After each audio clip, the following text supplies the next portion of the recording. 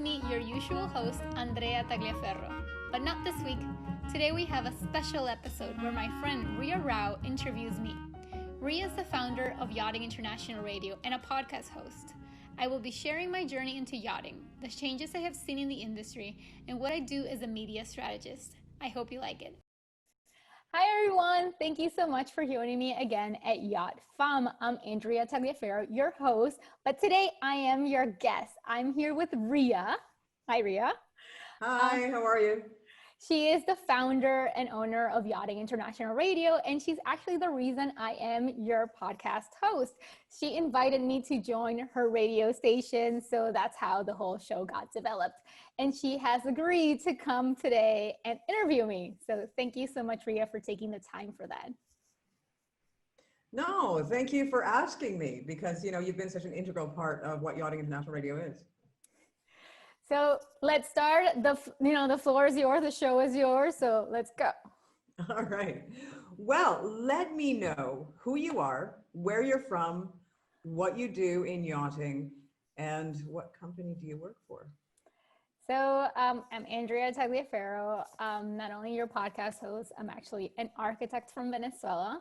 I am an interior designer. I got into yachting through designing interiors for yachts. I created Yacht Dame. Many of you know me for that and not the podcast. Back in 2018 to give women in the yachting industry a platform. And mainly there, we just showcase amazing women in the industry, from entrepreneurs, people that are revolutionizing the industry, taking up roles that were not commonly filled by women, and just other amazing women that are just breaking ground and pushing forward. And later I developed Yacht Femme to just wind up the range that we had from just posting images of the amazing women and reaching a broader audience with Yacht Femme, and also casting a bigger net and introducing you guys to a lot more women in different sectors of the yachting industry. So yeah, so that's me. Oh, and what I do now. So I'm actually a marketing director in New York at Vayner Speakers. I specialize, that's why it's a little bit easier for me to do the podcast, because this is what I do all day. I create brandings and strategies for companies and clients, and pretty much what I do, if you want to, make it as an essence, is I just create a digital media presence for the business goals that you have. And I use social media and other networks to actually convey those messages for you. So I go and create a strategy, execute the strategy, and liaison with you guys to do reports. And I also teach you so you can do it on your own. So that's what I do. That's a lot. How did you get into yachting, and how long have you been in yachting? I found out about yachting at a rugby game. A friend and a teammate was telling me that she worked in yachting. I had no idea what that meant or how she could be a full-time. She was a crew assistant, chief stew, assisting the chefs. And the more she talked, the more interested I was. It was like, what does it even mean to be full-time? How does this whole industry exist in Fort Lauderdale, where I live? And I hadn't really understood that all these people around me actually were yachties, or people that worked in the industry land-based. So through her, I found a job post she sent me, and the only thing that required was to be bilingual, thank God, because that's the only thing I was able to give value back to the industry at that time. The only other thing I knew was that you have to take off your shoes when you're boarding a yacht. So from not knowing anything, it opened the door that I actually speak multiple languages, and the boat needed help being able to communicate with clients back in Miami, as the crew owners and brokers were all only spoke English. And of course, the Miami Yacht Show attracts a lot of audience from the Hispanic world. So I was going to be there pretty much liaisoning if anyone ever needed anything.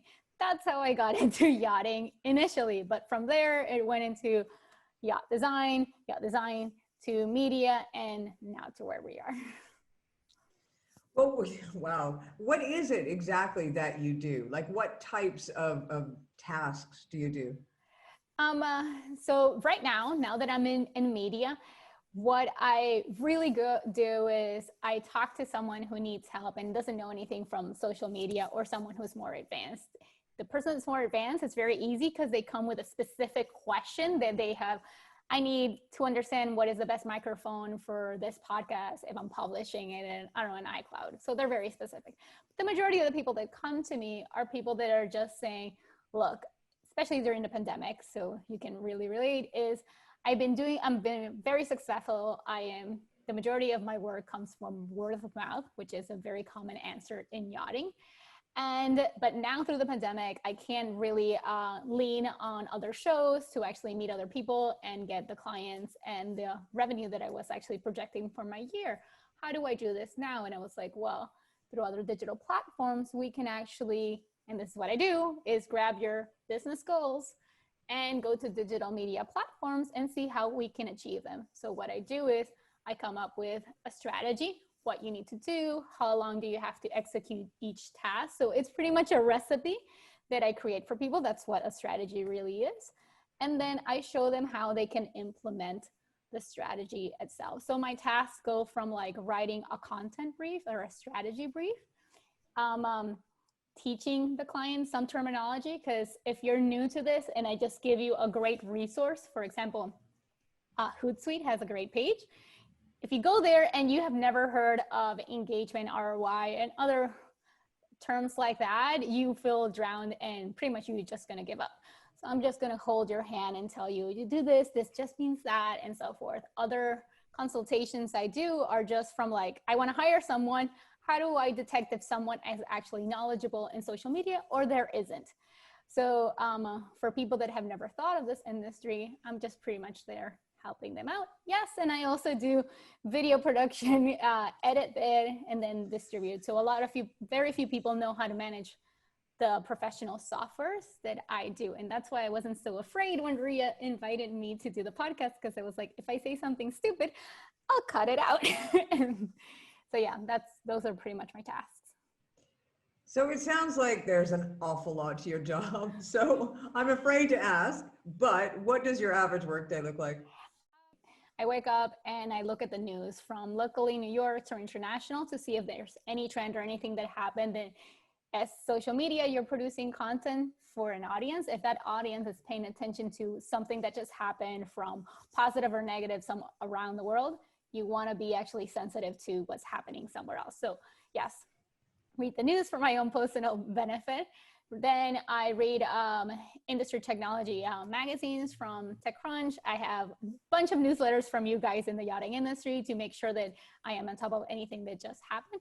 After I do that, I answer emails, chats, and anything. I'm in New York. The majority of the people that I actually work with in the yachting industry are in Europe. So they are 6 hours ahead and they have had at least half a day before me. So I have to make sure that I answer anything they need so they can move on with their day and I can actually start mine. And from there, I actually just go to Google Calendar and see what it is that I have to tackle that day. I would say every day is different, but the reality is my weeks are more standard. For example, I don't have any calls or interviews on Monday at all because that's when I produce the majority of my content. So you guys can benefit from the rest of the week, seeing the marketing of the podcast or anything else. So that's my bulk of like my day, which also feels like a vacation because I can just move in my own space, at my own pace. And after that, it's just really talking to clients, see what they need, creating proposals for people and creating content. And just sometimes when it gets very late in the day, I make sure that anything that I have to really think and use my brain power gets done in the early day, preferably before lunch, because after 7 p.m. I need a reboot and my brain can only produce mechanical stuff. So I leave repetitive stuff like cutting podcasts to the end of the day when I can just like press buttons more easily because I am a morning person. So that's my day.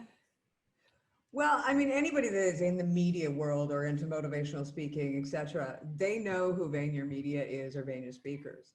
So let me ask you, what is it like to work for one of the leading companies in that element in the world? I have to say, I was even psyched when they brought me into the in-person interview because I had 3 rounds of interviews with them. I was like, oh my God, if I could actually work here. So really, we have offices all over the world. The headquarters is in New York, and even in December, we brought in people from the other branches for our holiday party. And they would say something that I thought was across the board at all the offices is, the energy is crazy. You walk in and so many people it's an open layout office. So you can see screens of people producing content that you love, and you're already a fan before you actually see that on the screen. So you can see the production. There's no like closed doors or privacy in that nature. And it's just so much energy of people loving really what they do, and they were killing themselves to be there. So they really are taking advantage of every day. So you get people there that are getting super early, leaving super late, not because it's a drag and they have to, just like because they found out a different tool that they can implement. So it's that energy is like unbeatable. And I also feel I have a VIP spot because I look straight at Gary Vaynerchuk's office. So every time he has a podcast or a celebrity coming in, I see them being moved around. So it's like if you had a goal of where you wanted to be in life, and I get to see it every day in front of me, it's just even more, it's just a positive feeling to be there. And also the environment in the offices, at least in my team, is so open to, if you're the expert and we hired you for this, you tell us what to do. There's not a lot of ranking and closed-minded. It's very open-minded, and it's rare that you come across to someone saying, well, I've been here for 15 years, therefore I know more. They don't treat you like that. They treat you as an equal, and they're always open to listen because they know that I may be in here for 15 years, but this person may be passionate about this tool or this, and I could benefit. So there's a spirit of everybody's learning. So that's amazing. It sounds like a really positive environment for you. Yes, and comparing it to yachting, where I was shipbuilding, which is the opposite because I was a woman and it was all male, it was complete opposite. It was like, what would she know? She just got here, complete opposite dynamics. And you just can't be your CEO or CEO of different companies, because we have different brands, sitting next to you. He has the same desk, the same position, the same everything as you. So it does give you an empowerment, a sense of empowerment from day one, which in yachting, there's just layer after layer of political and diplomacy that you know. So, yeah. Well, I mean, especially, let's talk about yachting then. You know, being a woman in yachting, there's a lot that we have to overcome. So what for you has been your most proudest accomplishment ever within yachting so far? Because you've still got a long way to go. So my proudest, I have, I guess, two proudest moments. My proudest moment, I think it was, and Holly is a friend of mine, and now she's a crew, and I was at the Monaco Yacht Show walking the docks, and I hear someone screaming, Andrea, the Yacht Dame, and I'm like, this is not my city, my country, or anything. And she was so excited to meet me because through the page, she had learned of other women in the industry and how other roles and how she could translate what she was doing to other positions she had never heard of. So that may be a little selfish, but being recognized and seeing that your work is being listened to, aside from my mom, my family, and my best friend, it's really rewarding. You know, when you get someone who's like, and I don't know who they are, yay. And when it comes to women, and I know it's another empowerment, I feel we have come a little bit long way from seeing people, women with a lot more proud to be women and proud to be working for in the yachting industry. They are being recognized now. So I don't know if I didn't know and I hadn't done the network, the homework before of finding these amazing women, but now I feel they're all around us. Magazines are paying attention to them. They're also doing podcasts and media. So it's just a proud feeling to be part of what is happening in that trend. What have you seen change in the yachting industry since you started? Because that's an interesting one. It's moving very quickly nowadays. Yeah, so one was the women change. Yeah. Mainly, I have to say, back in 2018, when I decided to switch to really professionally focus on media production, and I went to a well-known yacht magazine, and after I left the meeting, I was crying in the car because the meeting went from pitching me ideas how to better position my brand on social media platforms to like, why should I invest in Instagram? And they were a media platform, but they just needed to produce digital media now. So from people being very against social media platforms, not seeing the value of it, I think we have increased in social media influencers and big brands and traditional brands seeing people producing content as valuable assets to their bottom line. So we are seeing a huge difference of people not only seeing it as like, oh, great, this is a branding level awareness. No, now it's actually your bottom line is being affected. For example, Alex, the yacht guy, moved from Instagram and now on YouTube, and one of his videos has, I think it's 1.4 million views. So the company was getting actually requests from a piece of content that he had produced. So this was definitely not happening in 2018. I love seeing now how crew, I think they're killing it. The sophistications you see from yacht crews, not only in producing content and the festivals they're doing, they really want to come back and give back. A lot of them have become entrepreneurs, and their focus is, well, you know, there's sometimes that I had depression, maybe there should be a course so people overcome and can control those feelings. And other people are saying how, well, crew could be more educated to fill the tasks they have on board on yachts better and more professionally. So I created a course just so this person would feel more prepared. And also think of it that way, that hard and soft skills also translate to the land base. So it makes their coming back to land base, if they want to, a little easier than it was back then. So we definitely are seeing a lot of changes when it comes to women, technology, crew. And on top of that, we've seen yacht expeditions. I think there's, at this point, this is not really new, but I just spoke with someone in a charter broker, and the destinations that people are selecting are not only your typical Anacapri, Sardinia, and pretty much the Met, but we're also exploring Asia and other frontiers of the Galapagos of the world. So we're really expanding our industry to other places that some people didn't even know about us because technology is pushing us there. So we're seeing a jump in technology. So yeah. Well, where do you see yachting going then in the future? I think we're going to catch up with other industry when it comes to digital marketing, technology. Sustainability has become not only a great trending topic, but a topic that people now see as value for their bottom line, from attracting clients that actually care about these things, that if they care about it and I deliver this product, I'm going to make a sale. So we have gone from this beautiful idea to actually helping my business grow. We've had such an influx of new generations, of younger generations of people in the industry. So I think we're still dealing with this shaking up of not only catering to one target market and actually thinking, how can we accommodate these other people? So if they are coming in younger, are they going to keep getting younger? Or are we going to keep changing the interior and our yachts to actually accommodate their more adventurous lifestyle of enjoying this luxury market? That's what I think we'll be seeing in changes.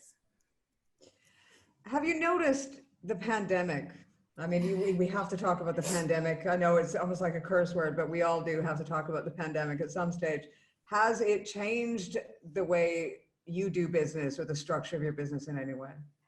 Yes and no. It has definitely changed the environment that I was describing with Vayner speakers, because that environment, that positive environment that I was describing, it was actually very educational, because you could really see if your CEO was doing this. I had never thought how that could be applied to this problem that I have, that it's completely different that he's doing. So it definitely, while I was at the office, I felt my education was just on this like crazy fast train. And every day I was like pushed with more information. That has slowed down when it comes to that, because there's nothing like stumbling into new knowledge than looking at for yourself. But when it comes to my production, even there, I produced all the content completely alone and isolated. And before I was at the office in New York, all my consultations and work were through the computer and digitally. I actually posted the other day that I still remember a week of my first, when I started doing shipbuilding back in Florida, where I got dressed up to go to the supermarket because I realized after 5 days that I hadn't really spoken to anyone, because I never had to really interact with a lot of people unless it was via chat or email that needed certain things to be adjusted so I could keep working. So I've always really worked independently. So this just feels going back to my roots, now with nice fancy lighting for you to see my face, but no, for me, that hasn't changed. I already was used to this kind of process. I didn't get like, oh my God, I'm not going out or not seeing people. I see them on TV, and I'm also a little bit of an introvert. So I'm pretty comfortable just being home. So yeah. We see you a lot on screen, and usually you're the one that is asking the questions. We do know a little bit about you, what you put out there on social media, and some of your experience. Tell us something more personal. Tell us something we don't know about Miss Andrea. Yeah, you're saying it really right, because you guys may know the yachting page, but I also have a travel page. So I definitely am sharing different facets of my personality. Not a lot of people know that I played rugby. That's actually one of my opening liners if I ever really need at a networking event. I've also traveled to 42 countries, and that's not because of work, because of yachting, because of any client, because someone took me. It's because I decided to do it. So creating an infrastructure that allowed me to not touch my savings and travel the world to wherever I wanted to, that's something not a lot of people do know about me, or that I'm Venezuelan. Or I love when people don't know that I speak Spanish, and it's like in my bio it says I'm Venezuelan. So unless you don't hear my accent, you definitely know I'm Hispanic. So I think those would be the three things you may not know about me. Well, let's end this by asking, the first day that you got into yachting, if someone like you was around, what type of advice would you have given to yourself, and what type of advice would you give to others that are looking at you and saying, this is the career path that I want to get into yachting? So my first day was full of so many mistakes. It's easy to someone come in and like point out the obvious. One of the obvious is that we almost crashed a boat because I didn't know how to say the word fender. So first thing is, you can easily see who's been in the yachting industry for some time or not because of the vocabulary and the terminology they're using to actually communicate. So anyone that's completely green, even if it's not your department, I would strongly advise you to subscribe to the many beautiful newsletters that we have out there. Not only magazines showing you the fanciest yacht out there, but actually people that are providing you technical information. We now have so many influencers that are providing you inside scoops that did not exist back in the day. So I would really tell you, grab hold. They are dying to actually talk to you, and they're more than open. I know almost all of them. So yeah, I would say I asked a lot when I started, hey, is there anything, a book or something I should be reading to familiarize myself more? I am making the jump from designing residential and commercial spaces to yachting.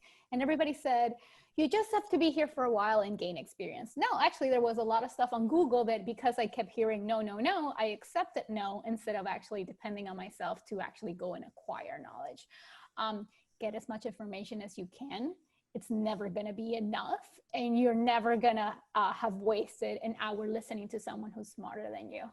That's what I would say. I think that's pretty good advice, because sometimes I think we're arrogant as human beings, so we need to take the advice. Well, thank you, Andrea. I think we know you a heck of a lot better than we did before, because really, as I said earlier, we see you asking all the questions and really highlighting some amazing women in yachting, both onshore and offshore. And we really appreciate the stories that you tell us, and you know, the insight that you give us into the industry. So it's good to get to know you. Thank you. Well, thank you so much for asking me to be a podcast host.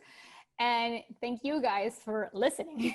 Because if not, it's just a crazy lady talking alone in her living room. That would be two of us crazy ladies talking alone in our living rooms. Thank you, Andrea, so much. Thank you for actually taking the reins today. Have a good one. Thank you so much for listening to Yacht Femme. If you like what you heard, please like, subscribe, and comment. Your comment will help us reach a broader audience. And don't miss the next episode. Bye!